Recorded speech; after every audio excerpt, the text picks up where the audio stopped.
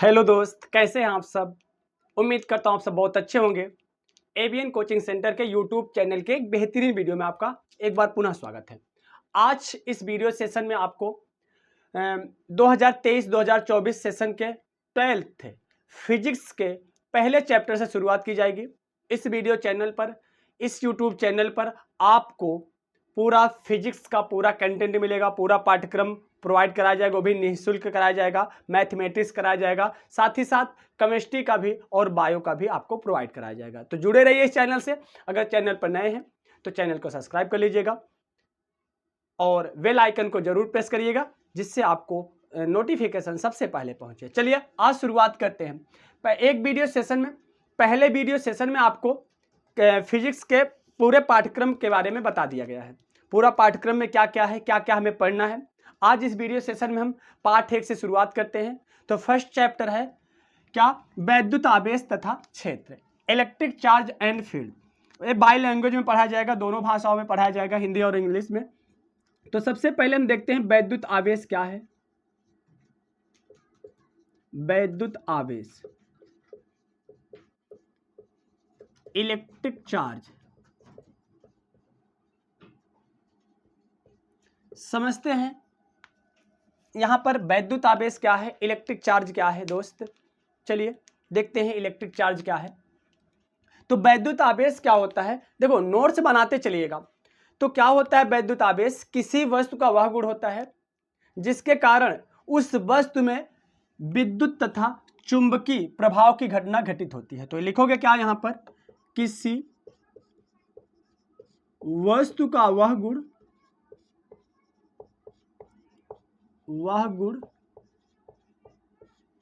जिसके कारण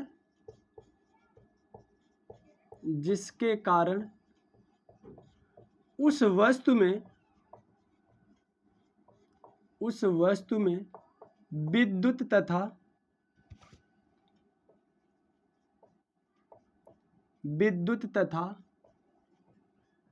चुंबकीय प्रभाव की घटना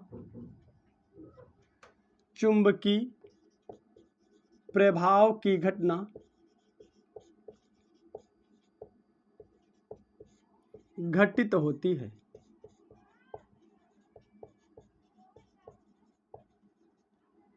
कहने का मतलब उस ऑब्जेक्ट में क्या हो, इलेक्ट्रिक एंड मैग्नेटिक जो इफेक्ट होता है, ठीक है, वो घटना क्या होती है, घटित होती है। उसी को हम बोलते हैं क्या, विद्युत आवेश बोलते हैं।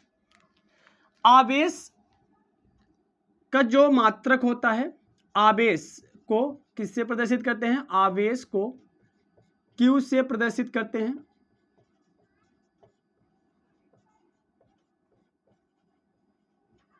आवेश को Q से प्रदर्शित करते हैं। और क्या, आवेश का, देखो यहां पर कुछ मेन चीज यहां पर देखते हैं। आवेश का जो मात्रक होता है, आवेश का मात्रक क्या होता है, कूलाम होता है। आवेश का मात्रक क्या होता है, कूलाम होता है। इसका एक अन्य मात्रक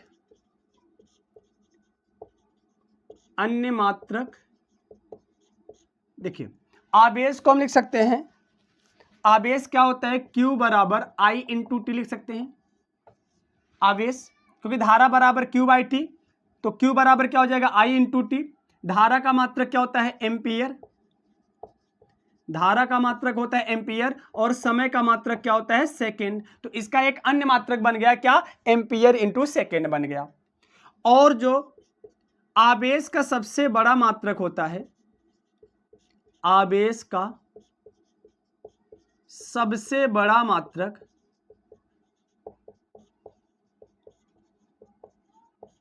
फैराडे होता है। सबसे बड़ा मात्रक फैराडे होता है। और एक फैराडे की जो वैल्यू होती है, एक फैराडे बराबर 96,500 कूलाम होता है। एक फैराडे कितने के बराबर होता है, 96,500 कूलाम। इसको नोट कर लीजिएगा, याद कर लीजिएगा। फैराडो को F से प्रदर्शित करते हैं तो एक फैराडे कितने कूलाम के बराबर होता है, 96,500 कूलाम के बराबर होता है। अब देखिए आवेश जो होता है, इलेक्ट्रिक चार्ज जो होता है दो प्रकार का होता है, टू टाइप्स होता है। आवेश कितने प्रकार का होता है? दो प्रकार के। आवेश दो प्रकार का होता है, दो प्रकार का होता है। कौन कौन से आवेश? याद रखना, एक होता है धनात्मक आवेश, धनात्मक आवेश जिसको बोलते हैं पॉजिटिव चार्ज, पॉजिटिव चार्ज। और दूसरा होता है ऋणात्मक आवेश, ऋणात्मक आवेश जिसको बोलते हैं नेगेटिव चार्ज। आवेश कितने प्रकार के हुए? दो, एक धनात्मक आवेश और एक ऋणात्मक आवेश, मतलब पॉजिटिव चार्ज और नेगेटिव चार्ज। पॉजिटिव चार्ज क्या होता है? अगर किसी वस्तु पर बताया जाए इलेक्ट्रॉन की कमी है, क्योंकि आप जानते हो वस्तु में धनायन और ऋणायन दोनों होंगे। अगर इलेक्ट्रॉन की कमी है तो धनायन क्या हो जाएंगे? ज्यादा, क्योंकि धन और ऋण एक दूसरे को नष्ट कर देंगे, बचेगा कौन? धनायन। सपोज दैट, मान लीजिए जैसे एक परमाणु, कोई परमाणु है, मान लो 15 प्रोटॉन्स हैं और 15 इलेक्ट्रॉन है, क्योंकि प्रोटॉन और इलेक्ट्रॉन आपस में क्या होते हैं? बराबर होते हैं किसी भी नाभिक में। किसी भी परमाणु प्रोटॉन इलेक्ट्रॉन क्या होते हैं? जितने प्रोटॉन उतने इलेक्ट्रॉन होते हैं। अगर मान लो इलेक्ट्रॉन की कमी हो गई, मान लो 2 इलेक्ट्रॉन निकल गए, तो कितने इलेक्ट्रॉन बचेंगे? 13 इलेक्ट्रॉन। प्रोटॉन कितने बचेंगे? 15 प्रोटॉन बचेंगे। अब 13 इलेक्ट्रॉन 13 प्रोटॉन को नष्ट कर देगा, तो बचेगा क्या? 2 प्रोटॉन। तो कैसा हो गया? ए वस्तु धनावेशित। तो कहने का मतलब जब इलेक्ट्रॉन की कमी हो जाए, इलेक्ट्रॉन की कमी हो जाए तो धनावेशित हो जाता है। उसी प्रकार से देखिए, अगर मान लो किसी में 14 इलेक्ट्रॉन है, 14 प्रोटॉन है, अब इसमें इलेक्ट्रॉन और बढ़ गए, 14 की जगह 16 इलेक्ट्रॉन हो गया, प्रोटॉन कितना रहेगा? 14 प्रोटॉन रहेगा। अब 14 प्रोटॉन 14 इलेक्ट्रॉन को नष्ट कर दिया, क्या बचा? 2 इलेक्ट्रॉन। तो क्या हो जाएगा? ऋणावेशित, ऋणावेशित। और एक क्या हुआ? धनावेशित। तो धनावेशित कब होगा? जब इलेक्ट्रॉन की कमी होगी तो वह वस्तु धनावेशित हो जाएगा, जब इलेक्ट्रॉन की अधिकता होगी तो वह वस्तु ऋणावेशित हो जाएगा। अगर क्वेश्चन में दिया है धनावेशित या ऋणावेशित दिया है, अगर क्वेश्चन में धनावेशित दिया है तो समझ जाना उसमें क्या हो रही? इलेक्ट्रॉन की कमी हो रही है, और ऋणावेशित दिया है तो इलेक्ट्रॉन की क्या हो रही है? अधिकता। या क्वेश्चन ऐसे पूछा जाता है कि किसी भी परमाणु में इतना इलेक्ट्रॉनों की कमी हो रही है तो प्रकृति बताओ, तो प्रकृति कैसी हो जाएगी? अगर इलेक्ट्रॉन कम हो रहा है तो प्रकृति धनावेशित, अगर इलेक्ट्रॉन अधिक हो रहा है तो क्या हो जाएगा? ऋणावेशित हो जाएगा। तो यहां से एक पॉइंट नोट करिए, इलेक्ट्रॉन की कमी, इलेक्ट्रॉन की कमी तो मतलब प्रकृति कैसी? धनावेशित। अगर इलेक्ट्रॉन की अधिकता, इलेक्ट्रॉन की अधिकता तो मतलब प्रकृति कैसी हो जाएगी? ऋणावेशित। बात यहां तक समझ में आई दोस्त? तो इसको नोट डाउन करिए, आगे चलते हैं। अब जो वस्तुएं धनावेशित हो रही है या आवेशित हो रही है, किस प्रकार से हो रही है, तो इसको समझते हैं, क्या कारण है, क्या रीजन है। तो हेडिंग डालिए आवेशन, आवेशन। आवेशन का मतलब क्या होता है? तो मतलब किसी भी वस्तु का आवेशित होना ही क्या कहलाता है? आवेशन कहलाता है, क्वांटिनाइजेशन कहलाता है। किसी वस्तु का, किसी वस्तु का आवेशित होना, आवेशित होना, आवेशित होना ही क्या कहलाता है? आवेशन कहलाता है, क्वांटिनाइजेशन कहलाता है, आवेशन कहलाता है। आवेशन जो होता है 3 प्रकार से होता है। आवेशन कितने प्रकार से होता है? 3 प्रकार से होता है। आवेशन 3 प्रकार से होता है।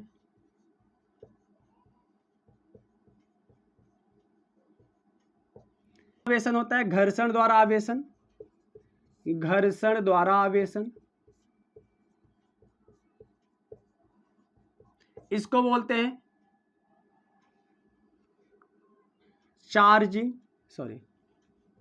आवेशन, चार्जिंग बाई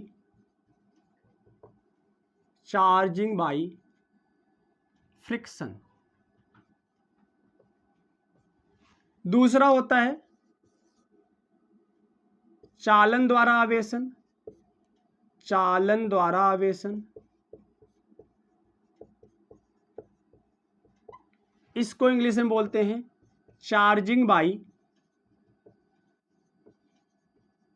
कंडक्शन। तीसरा टाइप्स है प्रेरण द्वारा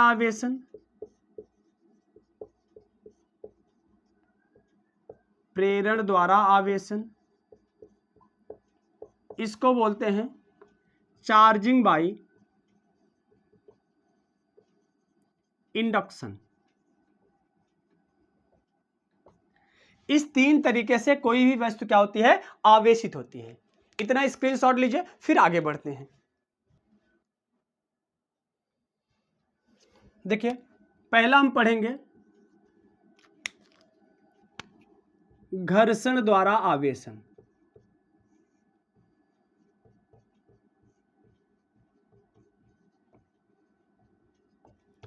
नोट्स बनाते चलिएगा दोस्त। चार्जिंग बाय फ्रिक्शन,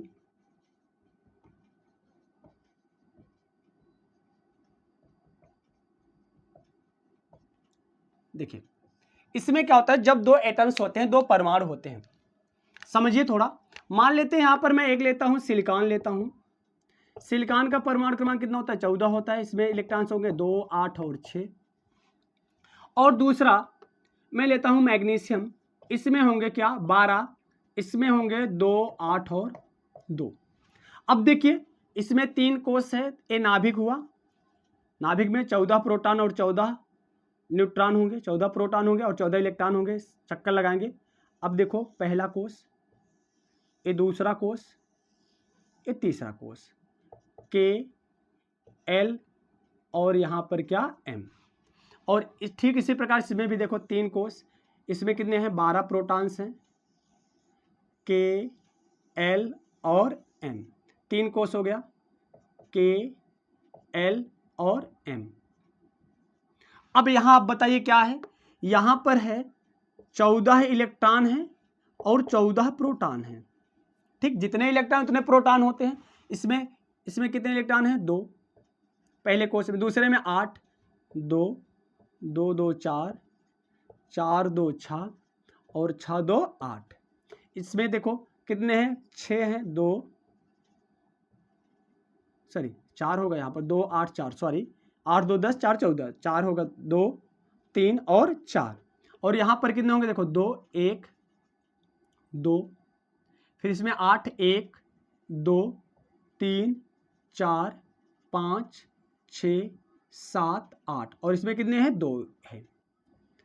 अब क्या होता है, फ्रिक्शन द्वारा जो चार्जिंग बाय फ्रिक्शन होता है, 2 एटम्स जब होते हैं, 2 परमाणु जब होते हैं, जब फ्रिक्शन करते हैं, घर्षण करते हैं, एक दूसरे के संपर्क में आकर घर्षण करते हैं, 2 परमाणु घर्षण करते हैं, तो यहां से इलेक्ट्रॉन का स्थानांतरण होता है। अर्थात एक परमाणु से इलेक्ट्रॉन निकल के दूसरे परमाणु जाता है। अब मान लो यहां से 2 इलेक्ट्रॉन निकल के यहां चले गए, 2 इलेक्ट्रॉन निकल के पहले से कहां चले गए, दूसरे की ओर चले गए। और यहां पर कितने हैं, 12 इलेक्ट्रॉन हैं और 12 प्रोटॉन हैं। अब बताइए, अब जब इलेक्ट्रॉन 2 निकल के गए, अब बताइए उसके बाद क्या बचा। यहां से 14 इलेक्ट्रॉन 14 प्रोटॉन थे। अब 2 इलेक्ट्रॉन यहां से निकल गए, कितने इलेक्ट्रॉन बचे, 12 इलेक्ट्रॉन बचे। प्रोटॉन तो वही है ना, 14 प्रोटॉन है। और यहां पर 2 इलेक्ट्रॉन गए तो 12 से कितना हो गया, 14 इलेक्ट्रॉन और प्रोटॉन कितना है, 12 इलेक्ट्रॉन, 12 प्रोटॉन है। अब आप ये बताओ, यहां पर इलेक्ट्रॉन की क्या हुई है, कमी। 12 इलेक्ट्रॉन 12 प्रोटॉन को नष्ट कर देगा। जब नष्ट कर देगा तो कितना बचेगा, 2 प्रोटॉन बचेगा। अर्थात इसकी प्रकृति कैसी हो जाएगी, धनावेशित। और यहां पर इलेक्ट्रॉन की अधिकता हो गई। हमने बताया इलेक्ट्रॉन की कमी होना धनावेशित, इलेक्ट्रॉन की अधिकता होना ऋणावेशित। तो ए परमाणु क्या हो जाएगा, ऋणावेशित हो जाएगा। बातें समझ में आई। तो कहने का मतलब चार्जिंग बाय फ्रिक्शन जब दो एटम्स, दो परमाणु फ्रिक्शन करते हैं, घर्षण करते हैं, तो एक एटम से जो परमाणु होता है स्थानांतरित होता है, ट्रांसफर होता है, दूसरे परमाणु में जाता है। जब दूसरे परमाणु में जाता है तो जिससे स्थानांतरित हुआ है वो धनावेशित हो जाता है, और जिसमें स्थानांतरित होता है वो ऋणावेशित होता है। जिससे जाएगा वो धनावेशित, और जिस परमाणु में जाएगा वो क्या हो जाएगा, ऋणावेशित। क्यों होगा?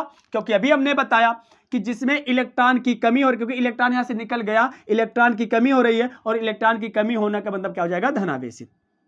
और यहां पर इलेक्ट्रॉन बढ़ रहा है, जब इलेक्ट्रॉन बढ़ेगा, इलेक्ट्रॉन बढ़ने के बाद, क्योंकि इलेक्ट्रॉन की जो प्रकृति होती है ऋणावेशित होती है, जब इलेक्ट्रॉन का ऋणावेशित का प्रभुत्व बढ़ेगा तो वह किसकी भांति व्यवहार करेगा, ऋणावेशित की भांति। तो हम कह सकते हैं कि जब, कैसे लिखोगे इसमें, घर्षण द्वारा आवेशन कैसे होता है, जब दो परमाणु आपस में घर्षण करते हैं।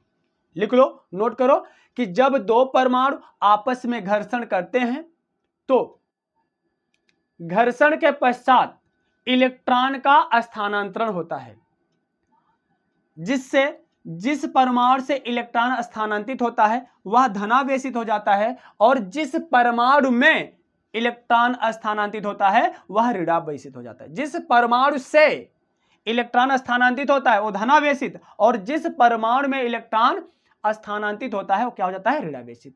तो नोट कर सकते हो, इसको नोट करिए, फिर आगे बढ़ते हैं। दूसरा है चालन द्वारा आवेशन। चालन द्वारा आवेशन, चार्जिंग बाय कंडक्शन। अब चालन द्वारा आवेशन क्या होता है? इसमें क्या होता है, जैसे कोई अनावेशित वस्तु है, कोई अनावेशित वस्तु है, कोई उदासीन वस्तु है जिसमें प्लस माइनस सब होते हैं, विध्रुवित नहीं हुआ है, प्लस माइनस बीच में है। किसी उदासीन वस्तु पर कोई चालक लाते हैं, कोई आवेशित वस्तु लाते हैं। मान लो वो आवेशित वस्तु जो होता है धनावेशित है, कुछ भी हो सकता है, धनावेशित भी हो सकता है, ऋणावेशित भी होता है।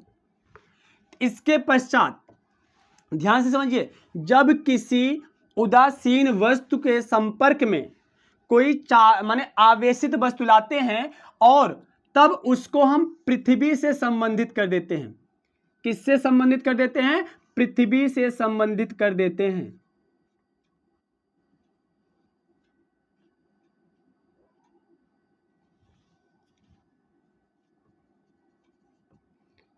यहां से पृथ्वी से संबंधित कर दिए इसको,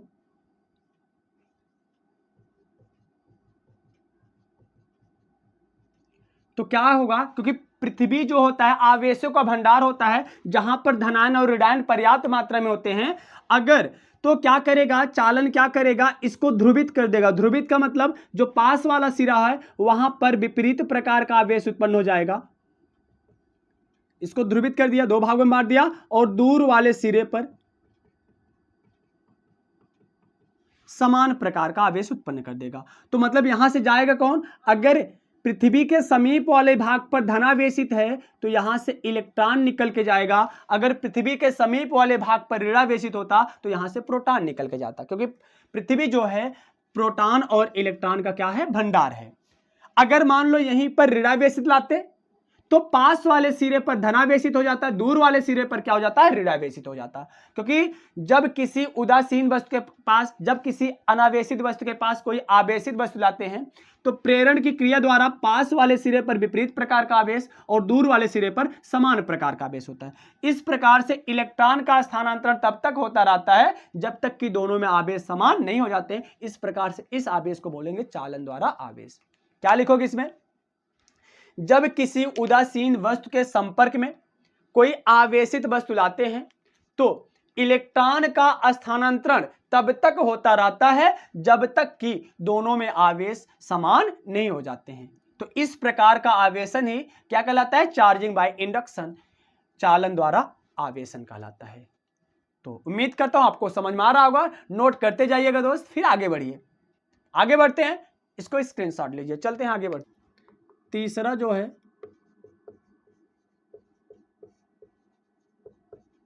प्रेरण द्वारा आवेशन। Charging by induction,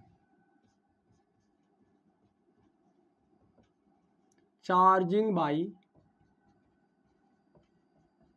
induction. अब देखिए इसमें क्या होता है, अब इसमें क्या होता है, कोई अनावेशित वस्तु है, इसके संपर्क में लाए बिना, माने इसके पास निकट, उसको संपर्क में नहीं लाओ, संपर्क में लाए बिना कोई आवेशित वस्तु रख देते हैं, तो क्या करता है, यह आवेशित वस्तु अनावेशित वस्तु को, ये अनावेशित वस्तु है, कैसी है, अनावेशित वस्तु है, ये क्या है, आवेशित वस्तु है। तो जब हम क्या करते हैं, अनावेशित वस्तु के समीप कोई आवेशित वस्तु लाते हैं, तो आवेशित वस्तु जो है अनावेशित वस्तु के पास वाले सिरे पर संपर्क में आए बिना ही पास वाले सिरे पर विपरीत प्रकार का आवेश और दूर वाले सिरे पर समान प्रकार का आवेश उत्पन्न कर देता है। तो इस प्रकार जो आवेश उत्पन्न होता है उसको प्रेरित आवेश कहते हैं। फिर से समझिए, अगर यहां ऋण होता, यहां मान लो आवेशित वस्तु क्या होता है, ऋणात्मक होता, तो पास वाले सिरे पर विपरीत प्रकार का मतलब धनात्मक हो जाता और दूर वाले पर क्या हो जाता है, ऋणात्मक। अगर धनात्मक है पास वाले पर ऋणात्मक, दूर वाले पर धनात्मक। कहने का मतलब अगर वस्तु आवेशित वस्तु धनात्मक है तो पास वाले सिरे पर ऋणात्मक, दूर वाले सिरे पर धनात्मक, क्योंकि आवेशित वस्तु क्या करता है, अनावेशित वस्तु के पास वाले सिरे पर विपरीत प्रकार का आवेश, क्योंकि धन का विपरीत क्या होता है, ऋण, और ऋण का विपरीत क्या होता है, धन। तो पास वाले सिरे पर विपरीत प्रकार का आवेश और दूर वाले सिरे पर समान प्रकार का आवेश उत्पन्न हो जाता है।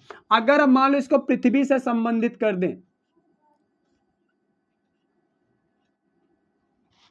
पृथ्वी से संबंधित कर दें, अब पृथ्वी के संपर्क में कौन सा है, धनावेशित, तो निकल कर कौन जाएगा यहां से, ऋणावेशित। ऋण क्या करेगा, क्योंकि आवेश का भंडार होता है, ऋण धन को नष्ट कर देगा, और जब धन को नष्ट कर देगा तो बचेगा क्या, केवल ऋणात्मक बचेगा, अर्थात उस वस्तु की प्रकृति कैसी हो जाएगी, ऋणावेशित हो जाएगी। कैसी हो जाएगी, ऋणावेशित हो जाएगी। तो बात समझ में आया। तो क्या लिखोगे कि जब किसी अनावेशित वस्तु के संपर्क में लाए बिना, या ऐसा लिखो, जब किसी अनावेशित के पास कोई आवेशित वस्तु लाते हैं तो संपर्क के बिना ही आवेशित वस्तु अनावेशित वस्तु के पास वाले सिरे पर विपरीत प्रकार का आवेश और दूर वाले सिरे पर समान प्रकार का आवेश उत्पन्न कर देता है। तो इस प्रकार का आवेशन प्रेरण द्वारा आवेशन कहलाता है। तो इतना समझ में आया होगा। आवेशन कितने प्रकार के होते हैं, 3 प्रकार के। कौन कौन से बताओ, जल्दी बताओ। चार्जिंग बाय फ्रिक्शन माने घर्षण द्वारा आवेशन, चार्जिंग बाय कंडक्शन चालन द्वारा आवेशन, चार्जिंग बाय इंडक्शन प्रेरण द्वारा आवेशन। घर्षण द्वारा आवेशन क्या होता है, 2 परमाणु आपस में घर्षण करते हैं, इलेक्ट्रॉन का स्थानांतरण होता है। जिस परमाणु से इलेक्ट्रॉन निकल कर जाता है वो धनावेशित, और जिस परमाणु में जाता है वो ऋणावेशित हो जाता है। क्योंकि आपको पता है जिसमें इलेक्ट्रॉन की कमी होगी वो धनावेशित, जिसमें इलेक्ट्रॉन की अधिकता होगी वो ऋणावेशित हो जाता है। दूसरा क्या था, चालन द्वारा आवेशन। चालन द्वारा आवेशन में क्या होता है, कोई उदासीन वस्तु है उसके संपर्क में कोई आवेशित वस्तु लाओ तो इलेक्ट्रॉन का स्थानांतरण तब तक होता है जब तक कि दोनों परमाणु में इलेक्ट्रॉन बराबर ना हो जाएं या आवेश बराबर ना हो जाएं। तीसरा है प्रेरण द्वारा आवेशन, चार्जिंग बाय इंडक्शन। ये क्या होता है कि जब अनावेशित वस्तु के पास कोई आवेशित वस्तु लाते हैं तो आवेशित वस्तु क्या करता है, उस अनावेशित वस्तु के पास वाले सिरे पर विपरीत प्रकार का आवेश और दूर वाले सिरे पर समान प्रकार का आवेश उत्पन्न कर देता है। और उसको जब पृथ्वी से कन्वर्ट करते हैं, क्योंकि पृथ्वी आवेश का भंडार है, जो सिरा पृथ्वी के संपर्क में होता है उसके विपरीत आवेश पृथ्वी से उस परमाणु में जाता है जिससे उसको नष्ट कर देता है, और बाकी बचा हुआ प्रकृति जो होता है उस वस्तु की प्रकृति कहलाती है। इतनी बात समझ में आई, नोट करिए, फिर आगे बढ़ते हैं। समान प्रकार के आवेश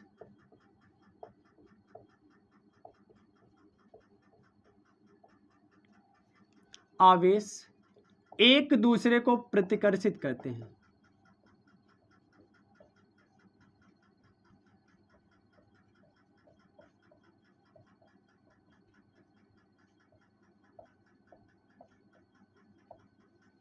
और दूसरा है विपरीत प्रकार के आवेश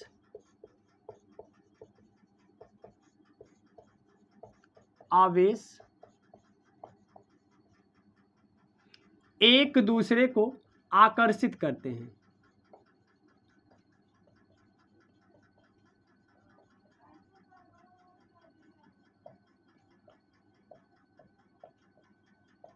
मतलब अगर देखिए ए प्लस प्लस है, दोनों प्लस है, तो इसको प्रतिकर्षित करेगा। अगर एक प्लस है, एक क्या है, माइनस है, एक दूसरे को क्या करेगा, आकर्षित करेगा। तो जब आवेश दोनों बराबर होंगे, समान प्रकार के होंगे, समान होंगे, तो क्या करेगा, रिपल्सिव करेगा, उसको प्रतिकर्षित करेगा। और जब एक विपरीत प्रकार का होगा, अपोजिट होगा, तो अट्रैक्ट करेगा। तो इसके बीच जो बल लगता है वो रिपल्सन फोर्स है, इसके बीच जो बल लगता है अट्रैक्शन फोर्स है। इतनी बात समझ आई, नोट करिए, फिर आगे बढ़ते हैं। आवेश का देखो, आवेश के कुछ मूलभूत गुण हैं। विद्युत आवेश के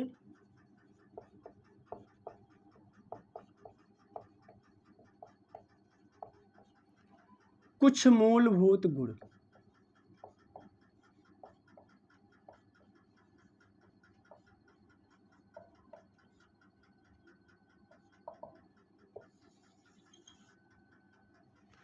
तो इसमें पहला है आवेश का योग।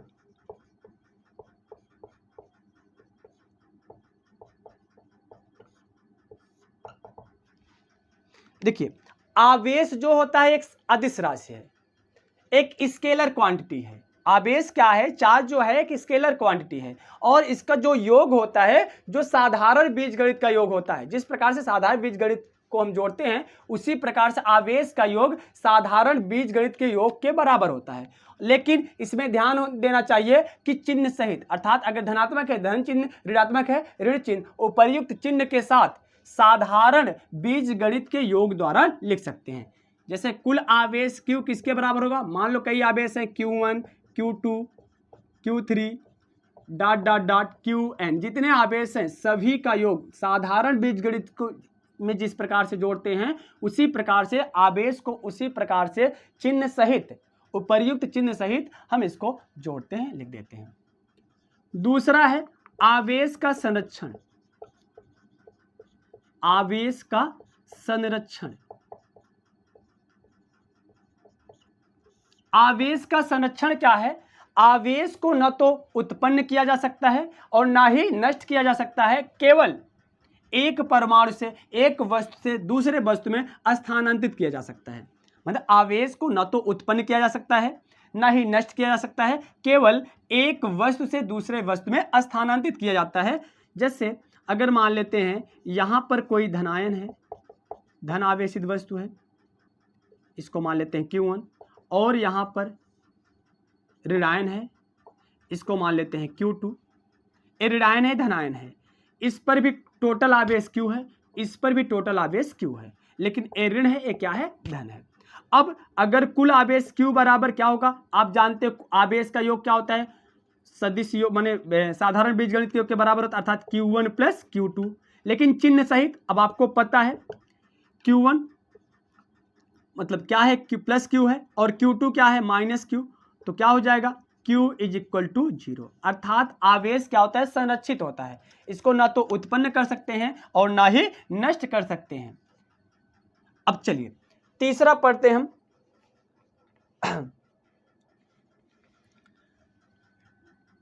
आवेश का क्वांटीकरण बहुत इंपॉर्टेंट है। आवेश का, यहां से न्यूमेरिकल से भी पूछे जाते हैं, आवेश का क्वांटीकरण।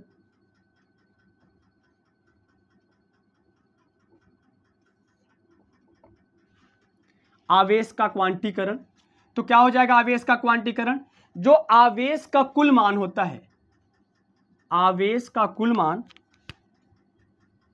आवेश का कुल मान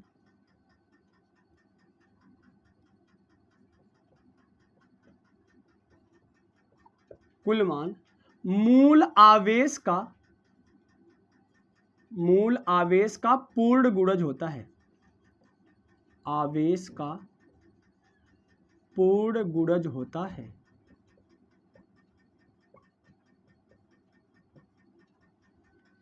अर्थात Q बराबर जो होगा Q बराबर मूल आवेश माने E है, इसका पूर्ण गुणज माने N, तो Q बराबर N इंटू E, जहां Q क्या है, आवेश है,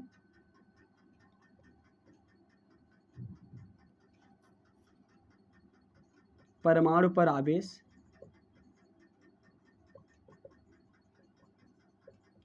आवेश,